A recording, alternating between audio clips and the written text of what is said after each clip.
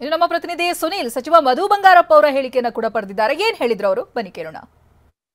Sir, ಇವತ್ತು ಒಂದು ಸಭೆ ಕೂಡ ಮಾಡಿದಿರಿ, ಅದರಲ್ಲಿ ಪ್ರಮುಖ ನಿರ್ಧಾರ ಏನಾಯ್ತು ಸರ್? ನಿಮ್ಮ ಒತ್ತಾಯ ಏನಿತ್ತು ಮುಖ್ಯಮಂತ್ರಿಗಳಿಗೆ ಅಂತ ಹೇಳಿ? ಇವತ್ತು ನಾವು ಹಿಂದುಳಿದ ವರ್ಗದವ್ರು ಹೋಗಿ ಕೇಳಿರೋದು, ಬಟ್ ಜಾತಿ ಗಣತೆ ಅದು ಬರೀ ಹಿಂದುಳಿದವ್ರದಲ್ಲ, ಎಲ್ಲ ಜಾತಿ ಸಮಾಜ ಧರ್ಮ ಎಲ್ಲರದು ಕೂಡ ಗೊತ್ತಾಗಬೇಕು ಅಂತಕ್ಕಂಥದ್ದು.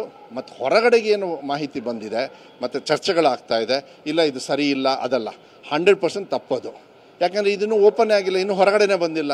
ಇದನ್ನು ಕ್ಯಾಬಿನೆಟಲ್ಲಿಟ್ಟು ಆಮೇಲೆ ಇದು ಚರ್ಚೆ ಆಗ್ತಕ್ಕಂಥದ್ದು. ಹಿಂದುಳಿದವರು ಇಲ್ಲಾಂದ್ರೆ ಒಂದು ಸಮಾಜ ಒಂದು ಸಮಾಜದ ವಿರುದ್ಧ ಅಲ್ಲ, ಎಲ್ಲ ಜಾತಿ ವರ್ಗ ಮತ್ತು ಎಲ್ಲ ಧರ್ಮದವ್ರದ್ದು ಕೂಡ ಮಾಡಬೇಕು.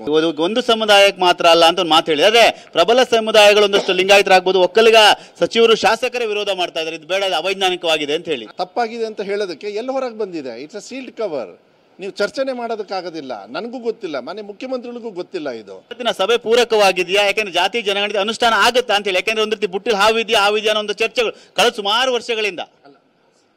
ಇದನ್ನ ಒಂದು ಜಾತಿ ಗಣತೆನ ಬುಟ್ಟೆಯಲ್ಲಿ ಹಾವು ಮಾಡ್ತಕ್ಕಂಥದ್ದು ಎಲ್ಲ ಜಾತಿ ಸಮಾಜಕ್ಕೂ ಕೂಡ ನಾವು ಅವಮಾನ ಮಾಡಿದಂಗೆ. ಹಂಗೆ ಸಡನ್ನಾಗಿ ಹಗುರವಾಗಿ ತಗೊಳ್ಬಾರ್ದು. ಇದು ಜಾತಿ ಗಣತೆ ಮಾಡಿದೆ ಸರ್ಕಾರದ, ನಿಮ್ಮ ಟ್ಯಾಕ್ಸ್ ಹಣನ ಖರ್ಚು ಮಾಡಿದ್ದಾರೆ.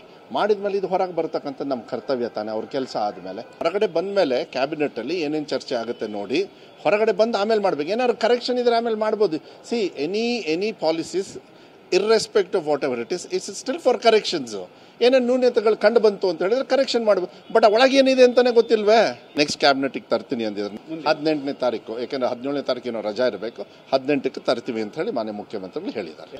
ಕ್ಯಾಮರಾಮನ್ ಜಗನ್ ಜೊತೆ ಸುನಿಲ್, TV9 ಬೆಂಗಳೂರು. ಸರ್, ಇವತ್ತು ಒಂದು ಸಭೆ